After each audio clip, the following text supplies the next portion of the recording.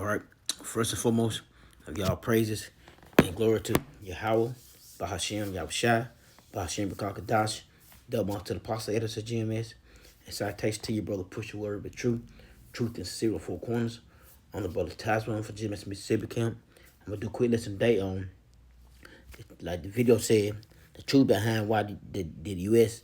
invade Iraq. All right, and it gonna go into other different country they invaded too, and it's all about the resources, man.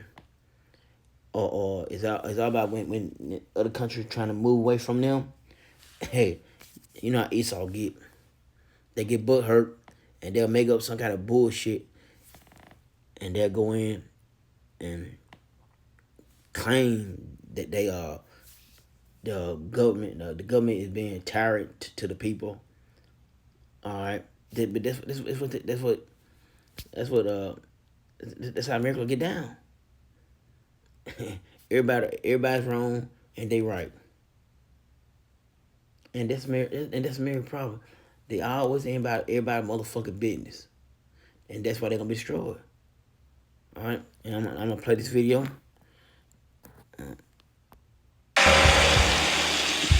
In October 2000, the president of Iraq, Saddam Hussein, announced they would no longer be selling oil in US dollars, only in euros. Which on the surface is an innocent change. What's the big deal? The big deal is that Iraq has the 5th largest petroleum reserves in the world, and in the 2000s it had become the world's 5th largest oil producer. So when Hussein decided to start selling oil in euros instead of dollars, the US wasn't too happy. By February 2003, he has sold over 3 billion barrels of oil for 26 billion euros. A month later, the US invaded Iraq. My fellow citizens, at this hour, American and coalition forces are in the early stages of military operations to disarm Iraq, to free its people, and to defend the world from grave danger. In an operation ironically called Operation Iraqi Freedom. They overthrew Saddam, and by June, just 4 months later, the country was back to selling oil in dollars.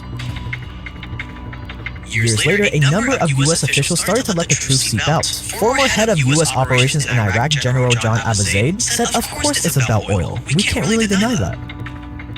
Former Fed Chairman Alan Greenspan wrote in his memoir that, quote, "I'm saddened that it's politically inconvenient to acknowledge what everyone knows. The Iraq War is largely about oil," end quote. And former Defense Secretary Chuck Hagel said the same in 2007. Quote, "People say we're not fighting for oil. Of course we are," end quote. Venezuela, 2002.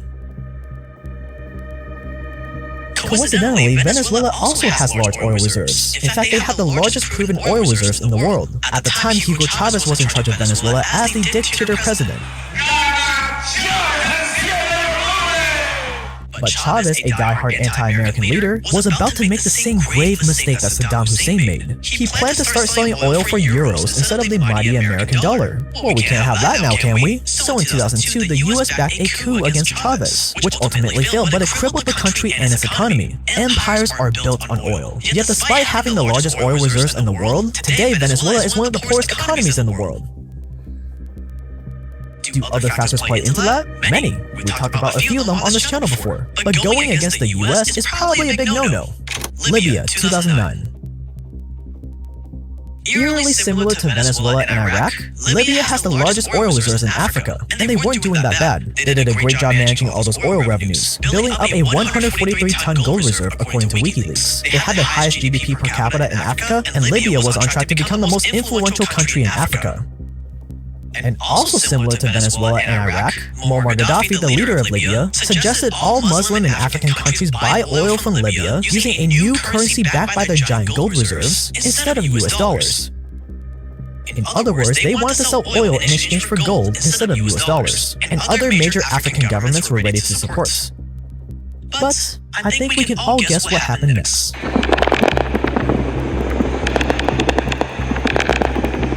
NATO led a military coalition into Libya in the name of freedom, of course, and on August 20th, 2011, Muammar Gaddafi was executed by Libyan militias, backed by US drone strikes. Years later, it was discovered in Hillary Clinton's emails that NATO really wanted to overthrow Gaddafi's government, mainly because of this plan for an African gold-backed currency, supported by Libya's oil reserves. This was Libya before, and this is Libya today. A failed state with widespread poverty and an ongoing civil war. Why? Because each of these countries tried to break away from using the dollar as payment for their oil, and each of them faced the consequences of America's wrath.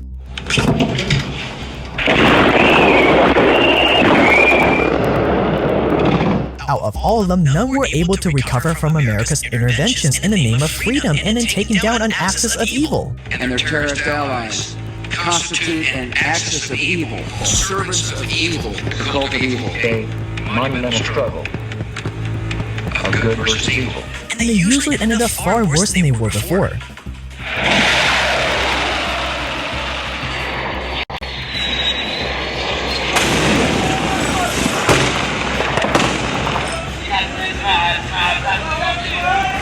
All these countries had problems, but all of these countries had huge economic potential despite their dictator leaders.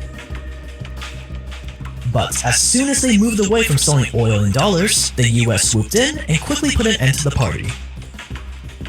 And they're not alone. Which begs the question, why is it so important for oil to be only sold in US dollars? What's the big deal? Why is America so quick to liberate people as soon as this oil for dollars arrangement is threatened?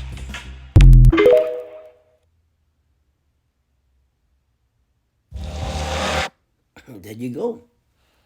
Esau want to have his hand in everything. He want to control everything. It's all about control. And he don't care if he drain the country dry. He just want control. That's all it's really about. When you move against them, they feel threatened. So they, like I said, they'll make up a coup, or they say freedom. They need to free the people from their government or their president. The president is doing them bad, treating them wrong, and which they not. Because it's all about resources, man. This was all about. And Esau don't give a damn about the people. He want what he want. He don't give a damn who he hurt. All right, this is Obadiah 1. If these come to thee, and rob by night, how art thou cut off? Would they not have stolen till they had enough? And that's Esau. Esau just keep digging or keep gathering whatever resource they got. Keep pillaging it from the ground. All right. If they had enough, if they gather together, come to thee, would not leave some grapes. All right. Esau leave them enough just for them to survive. That's what he do. And everywhere he go, he do this. All right. Verse 6. How the things of Esau search out, how the hidden things are sought up. And the video was saying how some of them people coming out and basically telling you it's all about the oil. It's all about the resources. All right? They own people telling on them. All right? Their own people snitching. What you call? Yeah, snitching on them. It's not about them damn freedom or get rid of the people, get rid of the leader. It's all about the resources, man. And guess what? Brixham, they doing their own thing now. They flipping on what they doing the same thing now. What America gonna do? They gonna do the same goddamn thing. But guess what? It's gonna be a tad different now. This ain't gonna be no pushover. Brits gonna have some for your ass, America. Let me see. The Psalms 68, Psalm 64, and 8. So they shall make their own tongues fall upon themselves. All that see them shall flee away. And like I said, a lot of them come out and told on them. This is the reason why they went to Iraq. They went to Libya. Why we went to Afghanistan. The only people telling on their ass. So they really can't hide shit from nobody. All right? Whistleblowers. This is Habakkuk. Got this Esau to the damn fullest, man. And you know what we always say? They was trying to distract the evil, get the evil from the people. Evil against the evil, against the evil, against the evil. And they the motherfucking evil. America is the evil ones. Alright? This Habakkuk 2 and 4. Behold, his soul which is lifted up is not upright in him, but the just shall live by his faith. Alright, verse 5. Ye also, because he transgressed by wine, he's a proud man, never can keep it at home, who enlarged desire as hell, and as death cannot be satisfied, but gather to himself unto him, but gather unto him all nations, and heap unto him all people. And that's what he wants. It's all about control. It's control. Everybody gotta buy my oil through the dollar. Back then, yeah. Everybody getting away from that damn dollar now. Everybody doing their own thing. Hell with the dollar. But if the dollar was so big, if the dollar was still in rotation, like it's still there, but it's not like it was. Alright? So if the dollar was in good rotation like it was, he had more control. But he don't have no more control, man.